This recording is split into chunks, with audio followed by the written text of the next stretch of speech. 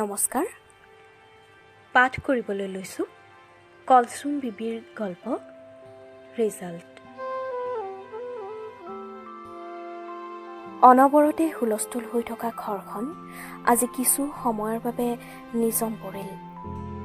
ফুটবলটো কালি থোৱা ঠাইতে আছে। হাৰমনিয়ামটো আজি নীৰৱ। ৰং, পেঞ্চিল আৰু ব্ৰাছকেইডালো নিজৰ ঠাইতে আছে। বিধে বিধে মিঠাইৰ পেকেট আহি আছে। সোণটিৰ দেউতাকৰ এই কাৰুকাৰ্যবোৰ সকলোৱে মনে মনে চাই থাকিল। নিৰ্দিষ্ট সময়ত ৰিজাল্ট ওলাল। নিউজ চেনেলবোৰত ষ্টেণ্ড কৰা ল'ৰা ছোৱালীৰ মুখবোৰ জিলিকি উঠিল। নিউজ চাই সোণটিৰ বুকুখন ধপধপাবলৈ ধৰিলে। বাৰে বাৰে মিঠাইৰ টোপোলাকেইটালৈ চকু গ'ল। এনেতে সোণটিৰ ককায়েক জোনটিয়ে চিঞৰি উঠিল। তাকে দেখি সকলো লৰি আহি সুধিলে, ৰিজাল্ট পালিনে? ৰ'বা, বিজিতহঁতৰ অমিতে 5টাত লেটাৰ পাইছে। তাকে চাইহে মই চিঞৰিছিলোঁ। সোণটিৰ ৰিজাল্ট চাই আছোঁ। পালোঁ পালোঁ। ভাল হৈছেনে? মাকে সুধিলে। কোনোবাটোত লেটাৰ পাইছেনে? ভনীয়েক মণিয়ে সুধিলে। সোনকালে কোৱা আকৌ, আইতাকে ক'লে। ওপৰা ওপৰিকৈ কৰা প্ৰশ্নকেইটাত জোনটি বিৰক্ত হৈ ক'লে, ৰ'বাচোন ভালদৰে চাই লওঁ। আটায়ে নীৰৱ হ'ল। জোনটিয়ে এইবাৰ গহীনাই ক'লে, পালোঁ, পাছ কৰিছে, তাকো 2য় বিভাগত। লগে লগে সকলোৰে মুখ ক'লা পৰিল। সোণটিৰ দুচকু চলচলীয়া হ'ল। দেউতাক আৰু ভনীয়েক আঁতৰি গ'ল।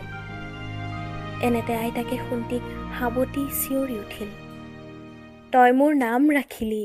তোৰ বাপেৰে মেট্ৰিকত 3rd ডিভিজনত টানি টুনি পাছ কৰিছিল। তই তাৰ পুতেক হৈ 2nd ডিভিজন পালি। আইতাকৰ ফূৰ্তি দেখি মাকেও হাঁহি হাঁহি ক'লে, ময়ো কিবাকৈহে পাছ কৰিছিলোঁ। মই মিঠাই আনো ৰ। সকলোৰে হাঁহি দেখি দেউতাক ওলাই আহিল। মাকৰ মুখত নিজৰ বদনাম শুনি ঘোপাকৈ চাই ক'লে, টানি টুনি 3rd ডিভিজনত মেট্ৰিক পাছ কৰা তোৰ এই পুতেৰে এই ঘৰটো বনাইছে আৰু ঘৰখন পুহি আছে, মনত ৰাখিবি। তাকে শুনি আটায়ে হাঁহিত ফাটি পৰিল আৰু সোণটিৰ মাকে দিয়া মিঠাই খাবলৈ ধৰিলে। তেতিয়া জোনটিয়ে ক'লে, দেউতা, এটা ভাল খবৰো আছে। অল আছাম ভিত্তিত অনলাইন অনুষ্ঠিত হোৱা চিত্ৰাংকন প্ৰতিযোগিতাত সোণটি প্ৰথম হৈছে। অলপ আগতে আয়োজকে খবৰ দিছে। সঁচাকৈ ভাল খবৰ। এটা কাম কৰচোন, এই মিঠাইৰ পেকেটকেইটা ৰিজাল্ট ভাল কৰা সোণটিৰ লগৰবোৰলৈকে পঠিয়াই দে।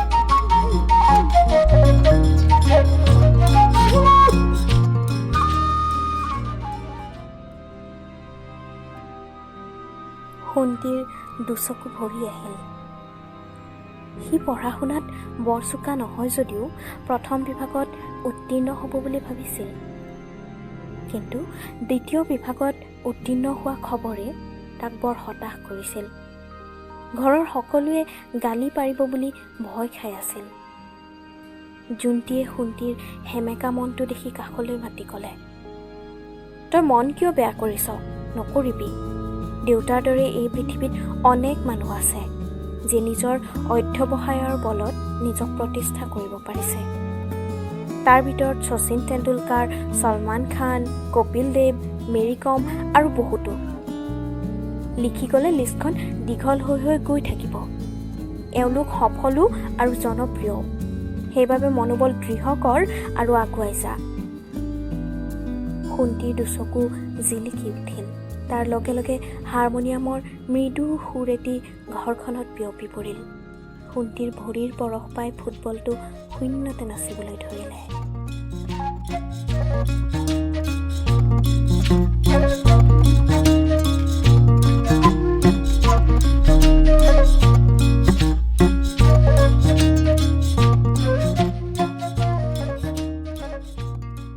এয়া আছিল কলচুম বিবিৰ গল্প ৰিজাল্ট। এই গল্পটো আজিৰ দিনটোৰ কাৰণে নিশ্চয়কৈ প্ৰাসংগিক। গতিকে আজি আপোনালোকৰ পৰা আমি কোনো ধৰণৰ লাইক বা কমেণ্ট বিচৰা নাই। মাত্ৰ বিচাৰিছোঁ আপোনালোকে এই ভিডিঅ'টো সেইসকল ব্যক্তিলৈ প্ৰেৰণ কৰক বা সেইসকল ব্যক্তিৰ সৈতে শ্বেয়াৰ কৰক যিয়ে আজিৰ দিনটোত নিজৰ ল'ৰাটো বা ছোৱালীজনীক অকৃতকাৰ্য বুলি মানি লৈছে। অথচ আপুনি দেখিছে তেওঁলোকৰ সন্মুখত এটা ধুনীয়া সুন্দৰ জীৱন পৰি আছে। আৰু কোৱা হয় failure is the pillar of success. গতিকে আমি বিচাৰিছোঁ আপুনি আজি তেওঁলোকৰ কাষত সাহস হৈ থিয় হওক। আজিলৈ আহিছোঁ। লগতে কৈ গৈছোঁ দেওবৰীয়া শিতানত কাইলৈ আমি পুনৰ আহি আছোঁ। আজিলৈ আহোঁ। ধন্যবাদ।